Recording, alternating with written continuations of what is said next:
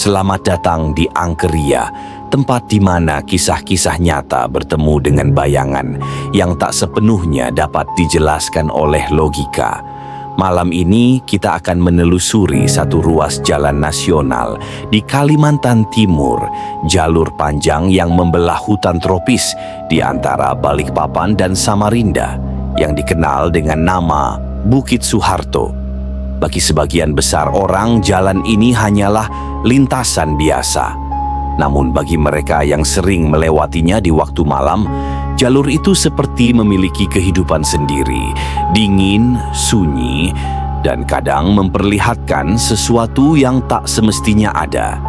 Kisah ini berasal dari pengalaman nyata seorang teknisi alat berat bernama Hengki, yang malam itu tidak sendirian.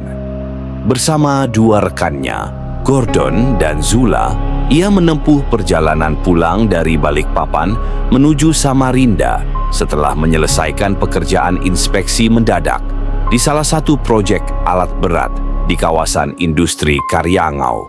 Mereka tidak punya pilihan selain melintas malam-malam melewati Bukit Soeharto. Jalan itu satu-satunya rute utama menuju Samarinda. Dan keesokan paginya mereka sudah harus tiba di lokasi kerja lain di Muara Badak. Perjalanan darat malam itu menjadi keputusan yang tampak masuk akal. Setidaknya sebelum mereka tahu, ada sesuatu yang menunggu di tengah kegelapan hutan. Malam itu udara Balikpapan terasa lembab. Hujan baru saja berhenti ketika Hengki memeriksa ulang dokumen servis dan laporan hasil pemeriksaan alat berat di dashboard mobil. Ia adalah tipe pekerja yang rapi dan penuh tanggung jawab. Sebagai teknisi senior yang dipercaya untuk menangani proyek lintas kota, Hengki sudah terbiasa dengan perjalanan jauh. Namun malam itu, entah kenapa, hatinya terasa berat sejak mereka meninggalkan kota. Gordon, sang sopir, adalah rekan satu divisi yang dikenal berani dan tenang. Pengalamannya bertahun-tahun mengemudi di medan tambang membuatnya terbiasa dengan jalan sepi dan hutan malam. Baginya, Bukit Soeharto hanyalah lintasan panjang yang membosankan. Ia tidak percaya pada cerita-cerita gaib yang sering diceritakan sopir truk lintas provinsi. Di kursi belakang duduk Zula, seorang staf administrasi yang baru bergabung beberapa bulan. Ia menumpang perjalanan karena harus kembali ke Samarinda untuk menghadiri pelatihan internal. Zula dikenal pendiam, tapi pekerja keras.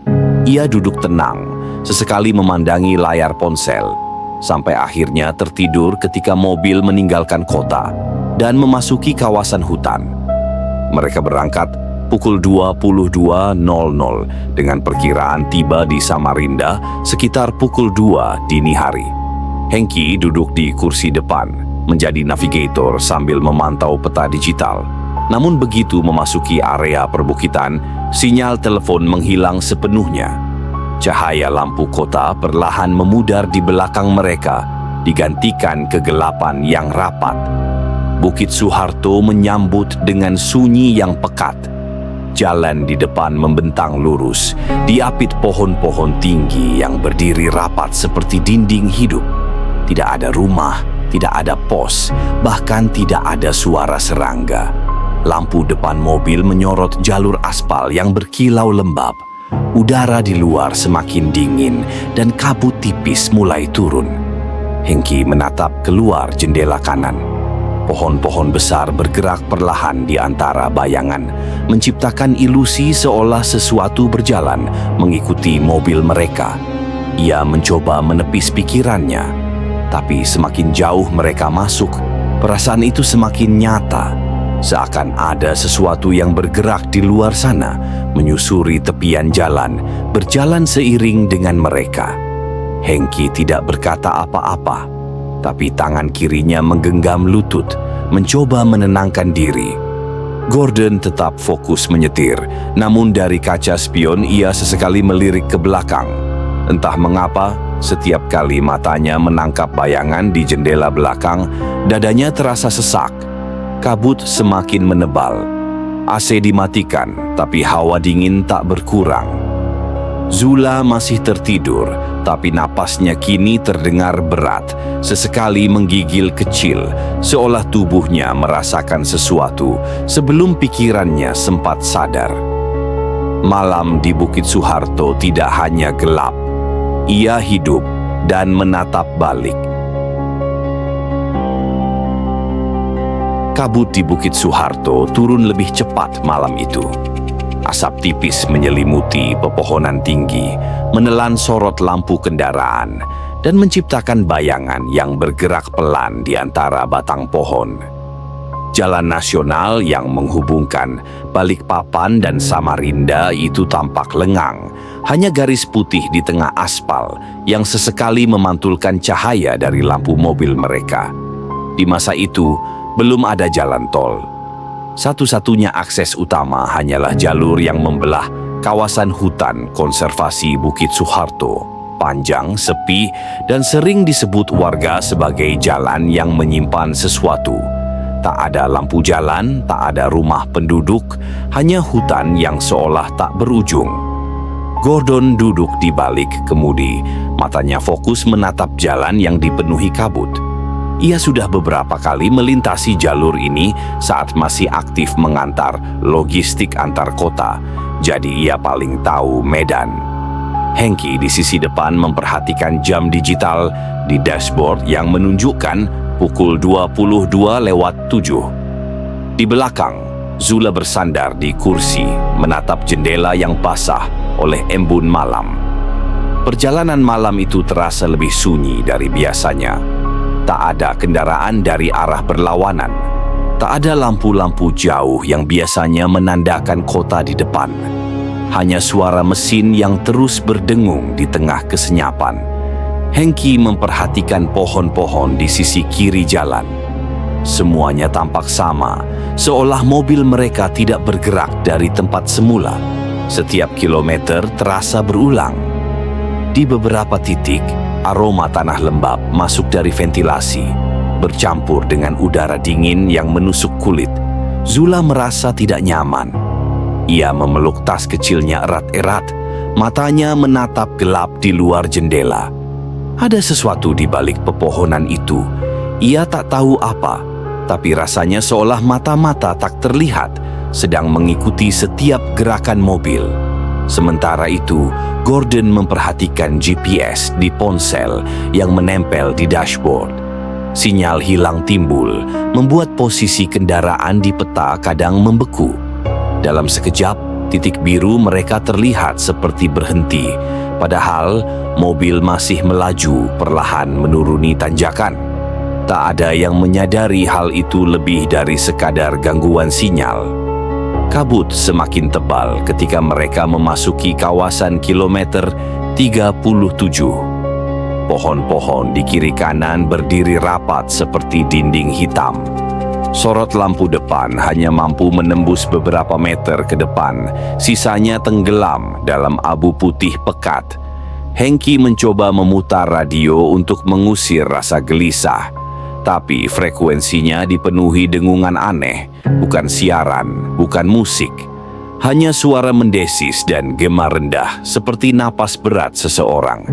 Ia menatap Gordon yang tetap diam, lalu mematikan radio kembali. Mobil kembali tenggelam dalam senyap yang mencekam. Di tengah perjalanan, kabut seakan bergeser pelan, menyingkap sesuatu di pinggir jalan.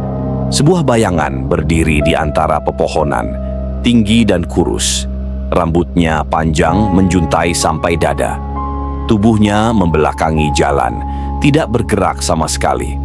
Sorot lampu depan mobil menyentuh bagian punggung sosok itu. Tak ada pantulan, tak ada warna, hanya hitam yang menelan cahaya.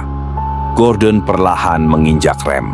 Mobil melambat sampai hampir berhenti. Udara mendadak dingin menusuk. Hengki merasa dadanya menegang. Tidak ada angin, tidak ada suara malam. Dunia terasa beku. Dan ketika mobil perlahan melewati sosok itu, bau anyir logam masuk dari ventilasi. Bau darah yang tipis tapi nyata membuat tenggorokan terasa kering. Hengki menahan napas. Zula menunduk, memejamkan mata. Gordon menggenggam kemudi erat-erat, menatap lurus tanpa berkedip. Beberapa meter setelah melewati sosok itu, kabut kembali menutup jalan. Tapi udara di dalam mobil tidak berubah. Dingin, berat, dan menekan. Hengki merasakan getaran halus di bawah lantai mobil, seperti langkah kaki yang mengikuti dari luar.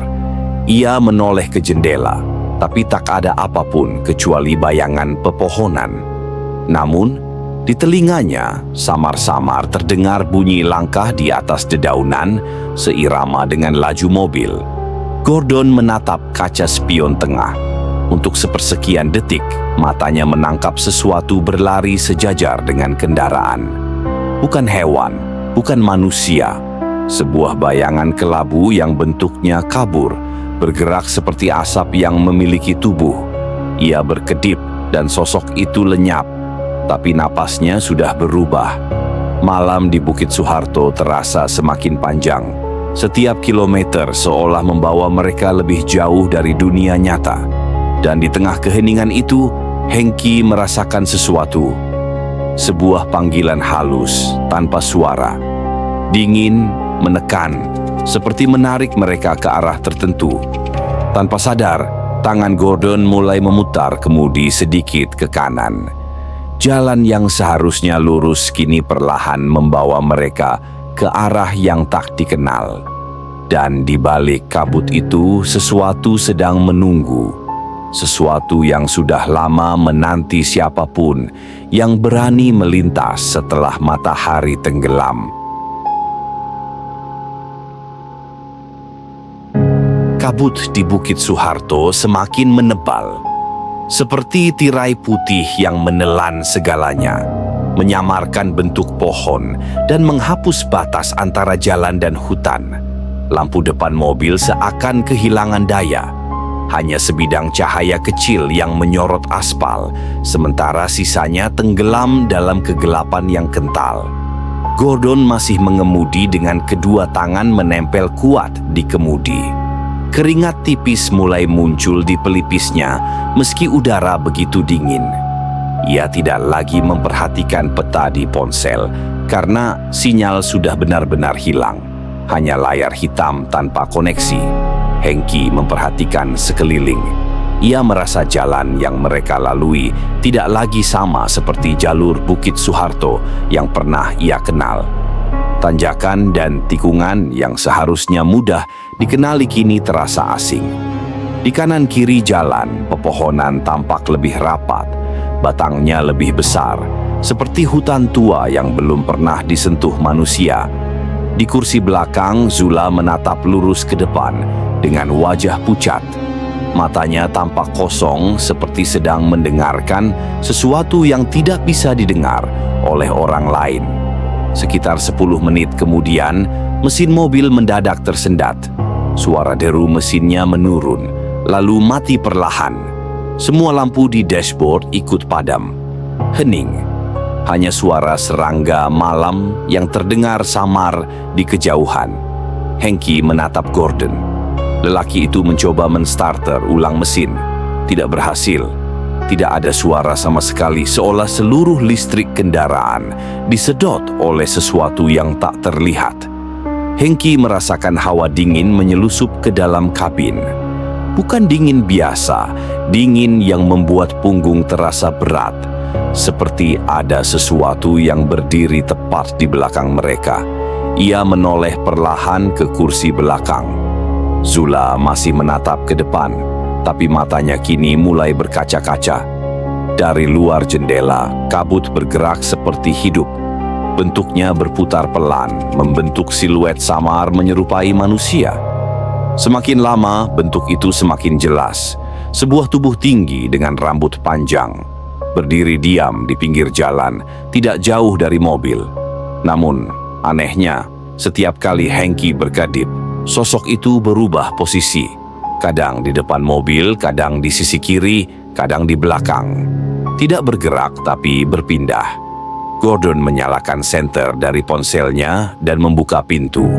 Begitu pintu terbuka, hawa dingin langsung menyergap. Udara luar terasa lebih berat, lembab, dan penuh aroma tanah busuk. Ia memeriksa bagian depan mobil, tapi tidak menemukan apa-apa. Tidak ada asap, tidak ada kerusakan. Saat ia menatap ke arah pepohonan, pandangannya menangkap sesuatu di antara kabut. Sepasang mata merah redup, jauh di balik batang pohon. Mata itu tidak berkelip, tidak besar tapi jelas sedang memperhatikan. Hengki memperhatikan dari dalam mobil. Ia melihat Gordon berhenti bergerak selama beberapa detik, seolah terpaku. Lalu, tanpa sebab yang jelas, Gordon menoleh pelan ke arah hutan di sisi kanan jalan. Di antara kabut, ada bayangan lain, lebih tinggi dari manusia, bentuknya samar, tapi terasa nyata. Zula menutup wajahnya dengan tangan. Ia mulai menggigil. Dari arah belakang mobil terdengar suara ketukan pelan. 3 kali, seperti jari yang memukul kaca. Tok, tok, tok. Hengki menoleh, tapi tidak ada siapapun di luar. Hanya kabut yang berputar, membentuk pusaran tipis. Ketika Gordon masuk kembali ke mobil, ia duduk dengan wajah kaku. Ia mencoba menstarter mesin sekali lagi. Kali ini mesin menyala, tapi tidak seperti biasa. Suaranya berat, bergetar, seperti orang yang terbangun dari tidur panjang. Mereka melanjutkan perjalanan tanpa saling menatap. Jalan di depan tampak menurun pelan, tapi entah kenapa terasa semakin jauh. Hengki memperhatikan jam digital yang kini kembali menyala. Pukul 20.239. Hanya berselang beberapa menit sejak mesin mati. Tapi di luar, kabut semakin tebal dan langit tampak lebih gelap dari seharusnya. Di kejauhan, di balik tirai putih itu, Hengki melihat sesuatu yang bergerak pelan di tengah jalan. Bukan mobil, bukan hewan. Sosok itu melangkah dengan gerakan kaku, tubuhnya panjang dan ramping, seperti tidak menyentuh tanah. Cahaya lampu depan menyapu sosok itu sebentar. Bentuk wajahnya tidak jelas, tapi bagian matanya tampak kosong, hitam sepenuhnya, dan bibirnya menyungging senyum tipis yang tidak manusiawi. Dan ketika mobil melewatinya, Hengki melihat jelas sesuatu yang menempel di kaca depan. Bekas tangan, panjang dan kurus, meninggalkan noda basah seperti kabut dari dalam kaca. Tidak ada yang berbicara, tidak ada yang berani menoleh. Tapi Hengki tahu, makhluk itu belum pergi. Ia bisa merasakannya di udara, bergerak bersama mereka, mengikuti, menunggu waktu yang tepat untuk menunjukkan dirinya sepenuhnya. Dan malam di Bukit Suharto masih jauh dari selesai.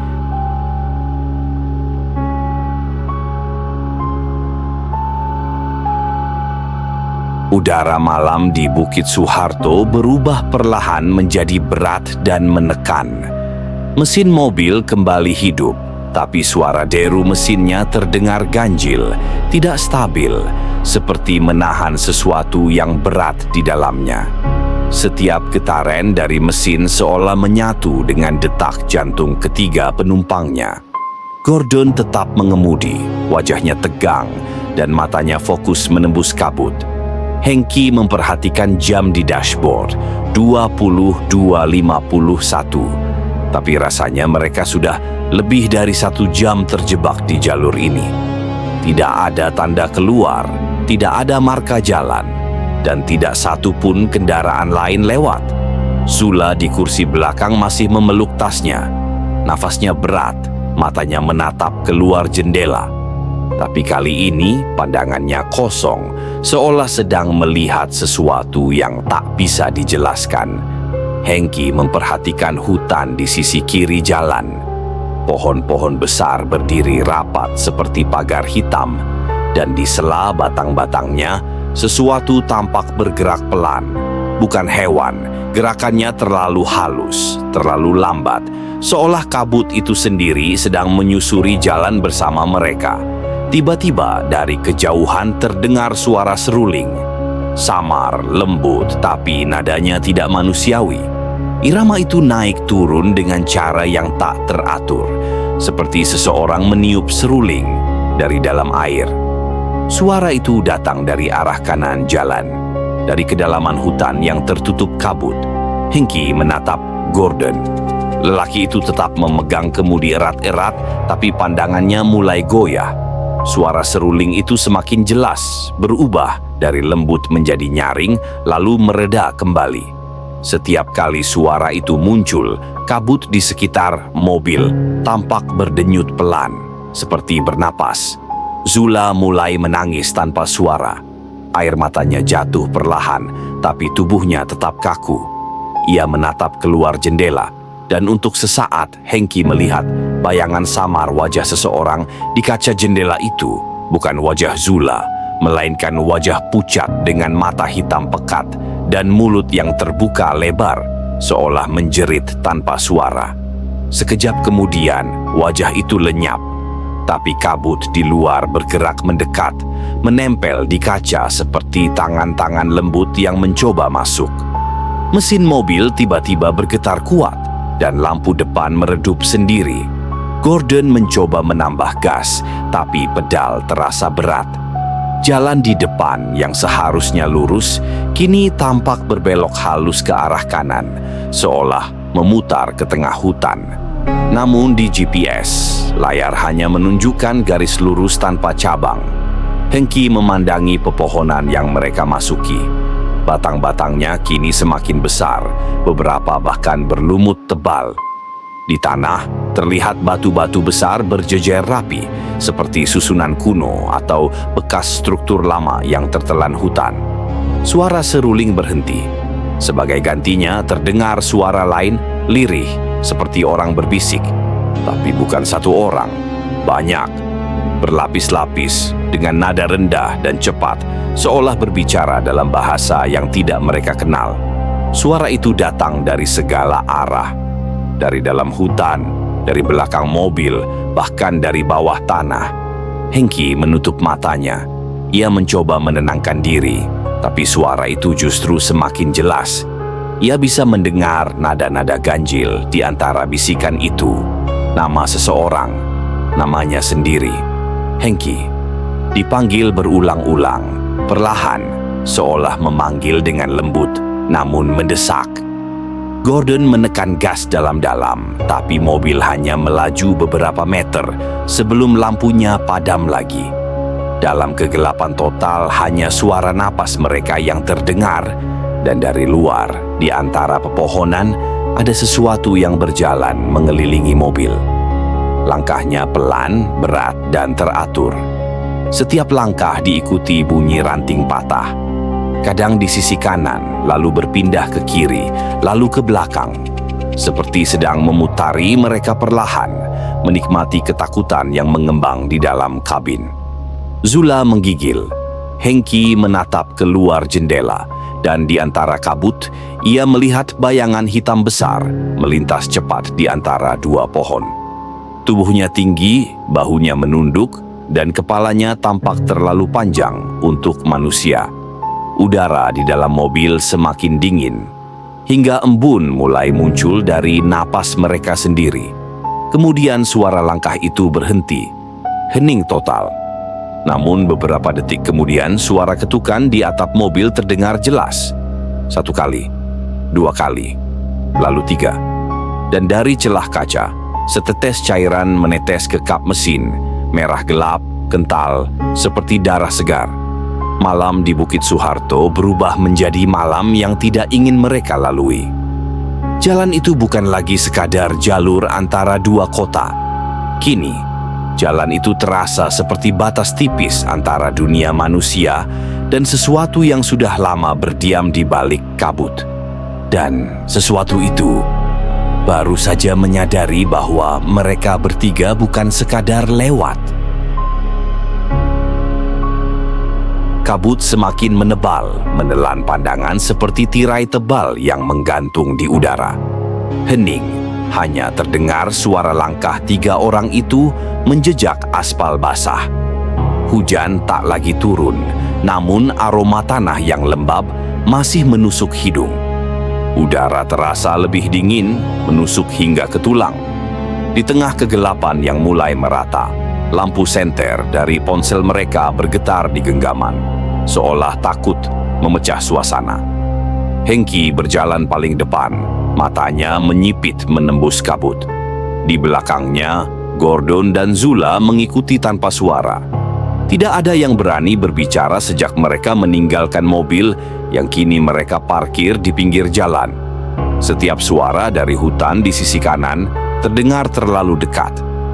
Ranting patah, daun bergesek, suara seperti langkah ringan yang mengikuti. Tapi setiap kali mereka berhenti, suara itu pun ikut berhenti. Zula mulai gemetar, bukan hanya karena dingin. Ia merasa seperti ada sesuatu yang memperhatikan dari balik pepohonan. Bulu kuduknya berdiri setiap kali kabut bergerak seperti disibakkan oleh tangan tak kasat mata. Mereka berjalan lambat, berusaha mencari bantuan, sinyal, atau sekadar rumah penduduk. Namun semakin jauh mereka melangkah, jalan terasa semakin asing.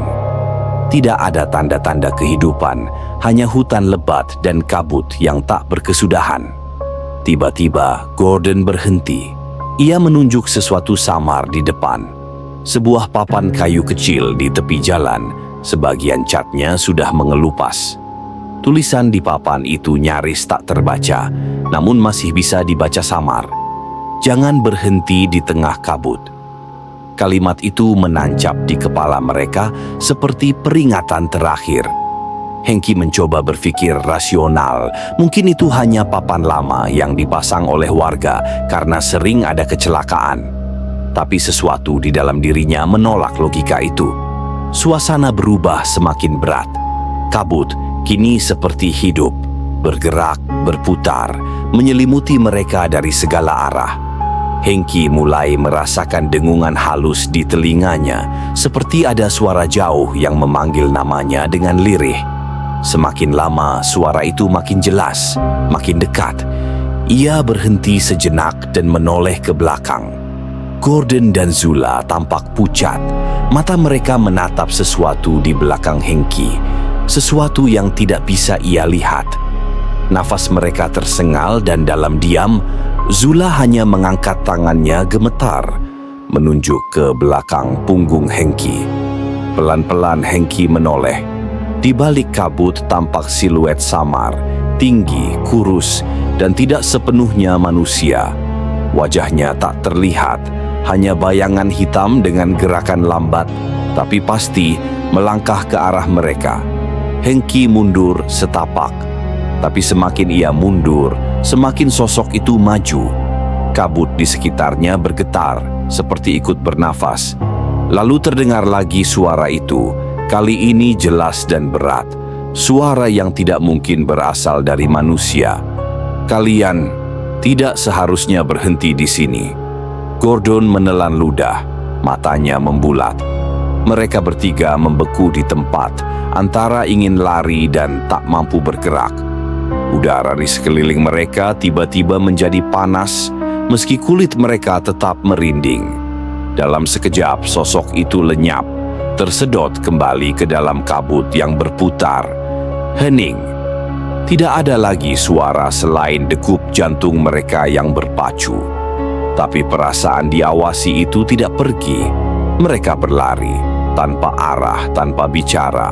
Hanya naluri bertahan yang mendorong langkah mereka. Kabut seperti dinding putih yang terus menutup, membuat arah depan dan belakang tak bisa dibedakan. Hengki memimpin lagi, kali ini tanpa ragu. Namun entah mengapa setiap meter yang mereka tempuh terasa seperti kembali ke tempat yang sama. Dan di antara napas terengah itu, mereka mulai menyadari suara langkah yang mengikuti dari belakang kini bertambah satu. Mereka bertiga berhenti. Tapi langkah keempat itu tetap terus berjalan. Langit sudah benar-benar gelap, hanya disinari cahaya pucat dari bulan separuh yang sesekali tertutup awan. Kabut yang menyelimuti Bukit Suharto kini berubah lebih pekat, seperti asap tebal yang menggantung rendah dan menelan semua cahaya. Hengki, Gordon, dan Zula masih berjalan tanpa arah pasti. Jalan di depan mereka seolah terus berulang, tidak ada ujung, tidak ada peradaban. Gordon menyalakan GPS di ponselnya, namun layar hanya menampilkan titik biru yang berputar tanpa henti. Searching for signal berkedip di layar, seolah mengejek. Zula mencoba menelpon seseorang, tapi bahkan sinyal bar kecil pun tak muncul. Suara detak jantung dan napas panik jadi satu-satunya tanda mereka masih hidup. Mereka berhenti di tikungan kecil karena Hengki sadar sesuatu yang aneh. Ia mengenali bentuk pohon besar di sisi kanan jalan dengan cabang melengkung seperti tangan menjulur ke bawah. Pohon itu sudah mereka lewati beberapa menit lalu. Ini pohon yang sama, pikir Hengki dalam hati. Ia mencoba menepis perasaan aneh itu, tapi tak bisa. Di tanah, bahkan bekas jejak sepatu mereka masih ada, menandakan mereka berjalan dalam lingkaran. Jalan yang sama. Gordon mulai kehilangan kesabaran. Ia menendang batu di pinggir jalan, tapi batu itu malah memantul keras dan mengenai pembatas jalan logam, mengeluarkan gema panjang yang terpantul jauh ke dalam hutan. Gema itu seperti tak berhenti, malah semakin lama semakin jauh, hingga terdengar seperti jawaban. Suara serupa gema, tapi bukan pantulan. Suara itu seperti bisikan manusia yang meniru suara batu terpantul. Namun, dengan nada panjang dan parau, meniru, memanggil. Zula memejamkan mata, berusaha menenangkan diri. Tapi justru saat itu ia mendengar sesuatu. Bukan dari jauh, tapi tepat di samping telinganya. Suara perempuan berbisik pelan, seolah merayu, namun dingin dan datar. "Jangan terus berjalan, kalian sudah berputar." Zula menjerit kecil dan langsung memegang lengan Hengki. Tapi di sekitar mereka tak ada siapapun. Hutan tetap gelap, sunyi, seakan tidak terjadi apa-apa.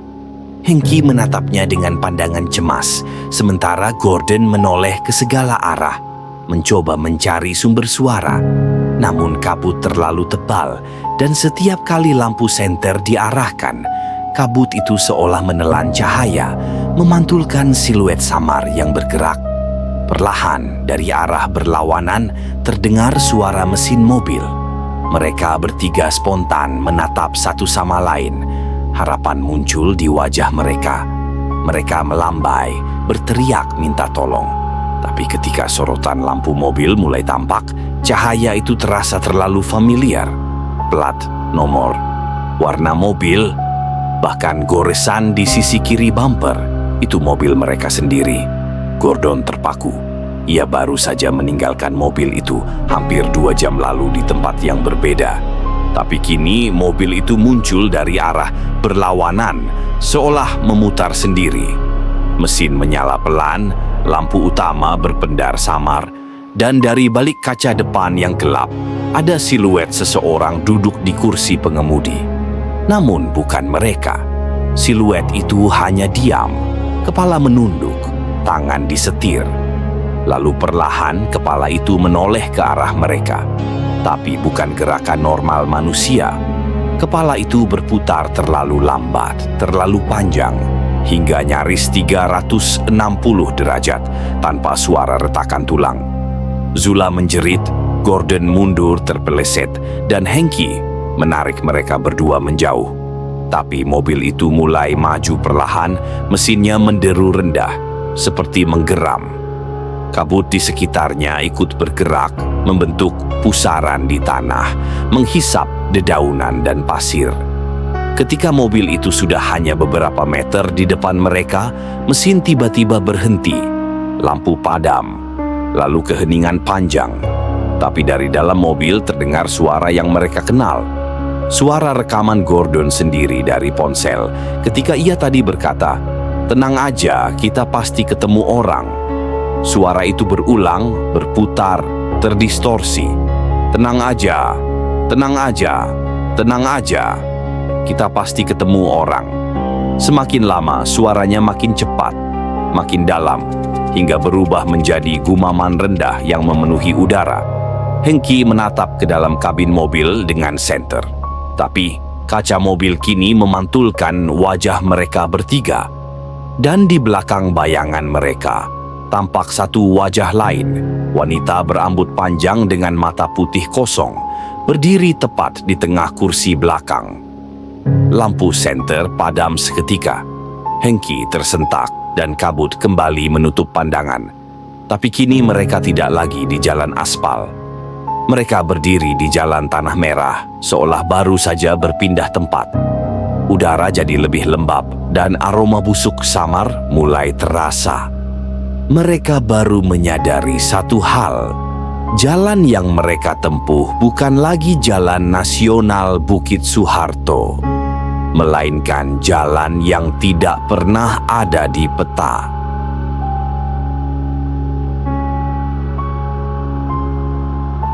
Tanah merah di bawah kaki mereka mulai lengket, menyedot setiap langkah seperti enggan melepaskan. Kabut di sekitar kini lebih berat, bukan sekadar uap air, melainkan campuran antara debu, aroma belerang, dan sesuatu yang lebih purba. Hengki bisa merasakannya. Kehadiran itu bukan hanya mereka bertiga yang ada di sana. Zula menatap ke sekeliling dengan mata penuh ketakutan. Hutan yang tadi mereka lihat dari jalan aspal kini berubah bentuk. Pohon-pohon tinggi berdiri lebih rapat. Batangnya berwarna kehitaman seperti terbakar sebagian, dan di antara akar yang menjalar tampak sesajen lama, batok kelapa, dupa membatu, dan bunga kering yang sudah berumur entah berapa tahun. Semua seolah menjadi sisa ritual yang terlupakan. Suara angin mulai terdengar, tapi bukan seperti hembusan biasa. Angin itu membawa bisikan-bisikan kecil yang berganti suara setiap detiknya. Kadang seperti perempuan tua, kadang seperti anak kecil, kadang seperti mereka sendiri. Setiap kata terdengar seolah berasal dari dalam kepala, bukan dari luar. Hengki berhenti. Di depan mereka terbentang jalan tanah yang bercabang dua. Di tengahnya berdiri sebuah pohon beringin raksasa dengan akar menggantung seperti tirai. Di bawahnya ada sesuatu seperti batu nisan tanpa tulisan, hanya batu hitam polos dengan bekas lilin yang sudah lama mati. Ia merasa ada sesuatu yang menunggu mereka di sana. Perasaan itu terlalu nyata. Dada terasa berat, udara di sekitarnya menjadi padat seperti gelombang tekanan. Gordon menatap ke arah batu itu dan tiba-tiba kakinya lemas. Ia berlutut menunduk dan mulai menangis tanpa suara. Dari mulutnya keluar gumaman tak jelas, seolah sedang membaca sesuatu dalam bahasa yang asing. Zula memegang pundaknya, mengguncang, tapi Gordon terus saja bergumam. Hengki mencoba menariknya, tapi ketika tangannya menyentuh bahu Gordon, kilatan gambar masuk ke kepalanya begitu saja. Potongan kenangan atau entah apa. Ia melihat jalan Bukit Soeharto puluhan tahun lalu masih berupa tanah berbatu. Sejumlah orang menggali, membangun, dan di antara mereka ada satu lelaki tua berpakaian putih, duduk di tepi tebing, menatap hutan dengan mata kosong. Lelaki itu memegang tongkat kayu dan menancapkannya ke tanah, lalu berkata dengan suara berat yang bergema di kepala Hengki, "Jangan bangunkan yang tertidur di bawah sini." Gambar itu lenyap seketika dan Hengki tersentak mundur. Nafasnya memburu. Ia sadar kini, jalan yang mereka lewati, jalan yang selalu berputar, mungkin dibangun di atas sesuatu yang seharusnya tak pernah disentuh. Kabut di sekitar mulai menggulung. Dari balik akar beringin, muncul sosok samar. Tubuhnya tinggi, lebih dari 2 meter. Kulitnya seperti tanah basah yang meneteskan air. Wajahnya tidak sepenuhnya berbentuk manusia, tapi ada bekas wajah di sana. Seperti topeng tanah liat dengan 2 lubang mata hitam. Ia tidak bergerak cepat, hanya berdiri. Tapi setiap detik yang berlalu membuat tubuh mereka semakin lemah. Zula menangis tanpa suara. Gordon menunduk tak mampu menatap, dan Hengki, meski takut setengah mati, tetap berusaha berdiri tegak. Sosok itu mengangkat tangan kirinya. Tanah di sekitar mereka bergetar pelan, kemudian muncul suara seperti langkah-langkah lain dari dalam bumi. Ratusan mungkin, tapi tak ada wujud, hanya bayangan di balik kabut. Bayangan orang-orang berjalan tanpa arah. Hengki kini mulai paham. Jalan Bukit Suharto yang terkenal angker itu bukan hanya sekadar tempat kecelakaan. Ia adalah jalur yang dibangun di atas kuburan lama, tempat ratusan pekerja tewas saat pembangunan dan dikubur tanpa tanda. Penunggu itu bukan sekadar arwah, ia adalah penjaga batas, makhluk yang menjaga agar roh-roh itu tak keluar. Dan kini, karena ketiganya menembus batas kabut, mereka dianggap bagian dari yang tersesat. Hengki mencoba melangkah mundur, tapi tanah di belakangnya berubah lembek, seperti pasir hisap. Setiap langkah justru menariknya makin dalam. Gordon terjatuh lebih dulu, setengah tubuhnya tertelan tanah merah. Zula menjerit, mencoba menarik tangannya, tapi kedua kakinya juga mulai terbenam. Sosok tinggi itu bergerak maju perlahan, tanpa suara mendekat pada mereka. Setiap langkahnya membuat tanah bergetar pelan. Dari rongga wajahnya yang kosong, keluar suara berat, seperti dari kedalaman bumi sendiri. Yang lewat di tengah kabut, harus kembali jadi kabut. Udara di sekeliling mereka menjadi hitam. Hengki berusaha menahan napas, mencoba melawan tarikan tanah, tapi pandangannya mulai buram. Ia hanya sempat melihat sosok itu menunduk, menatapnya dari dekat. Dan di balik wajah tanah itu, ia melihat sekilas kilatan wajah manusia, seperti dirinya sendiri. Lalu semuanya gelap.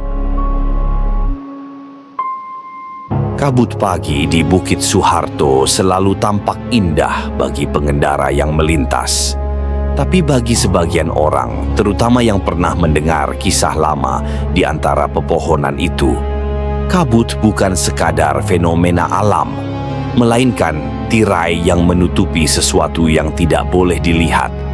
2 hari setelah kejadian itu, satu mobil hitam ditemukan di pinggir jalan nasional Bukit Suharto.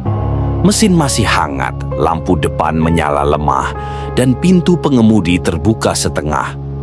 Tidak ada tanda perlawanan, tidak ada darah, hanya ponsel yang tergeletak di kursi depan. Layarnya pecah, menampilkan jam yang berhenti tepat pada pukul 2:37 dini hari. Polisi menemukan jejak kaki 3 orang yang menjauh dari mobil menuju sisi jalan, tapi berhenti di tengah jalan tanah merah. Setelah titik itu, jejak hilang begitu saja, seolah mereka lenyap di udara. Pencarian dilakukan 3 hari berturut-turut. Tim SAR, warga, bahkan relawan komunitas off-road turun ke lokasi. Namun, hutan Bukit Suharto dikenal sulit dijelajahi.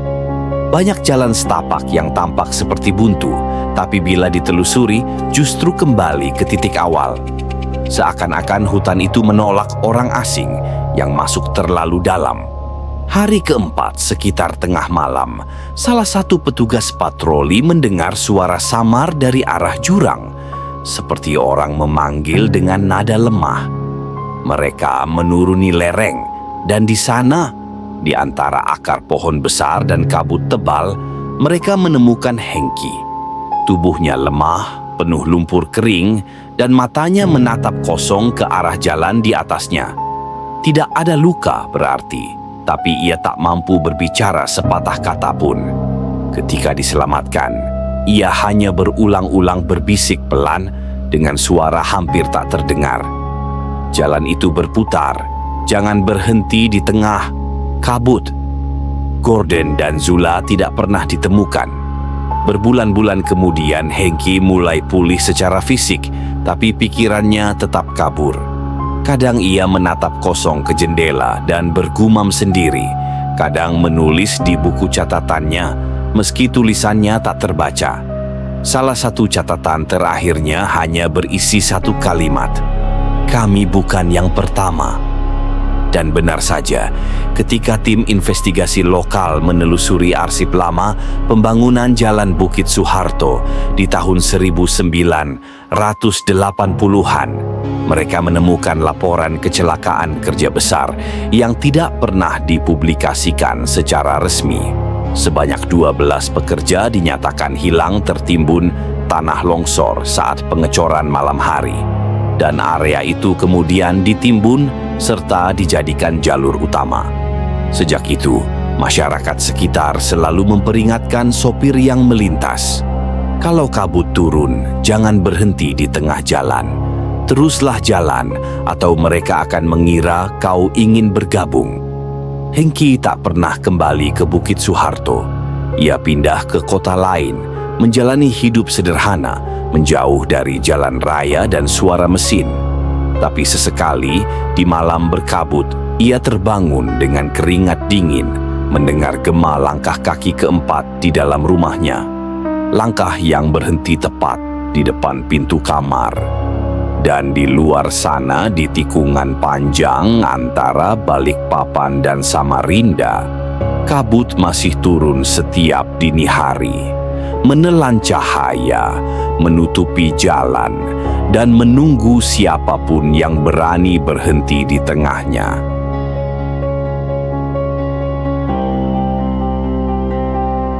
Bukit Soeharto, jalan nasional yang membelah Kalimantan Timur, ini menyimpan lebih dari sekadar cerita kecelakaan. Di balik setiap tikungan, ada sejarah yang terkubur, dan mungkin sesuatu yang masih berjaga. Hingga kini sebagian sopir truk dan bus malam mengaku melihat bayangan samar di tengah kabut atau mendengar ketukan pelan di kaca mobil saat melambat di tanjakan.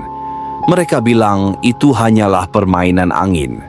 Tapi bagi yang pernah mendengar kisah Hengki, Gordon, dan Zula, kabut di Bukit Soeharto bukan sekadar kabut.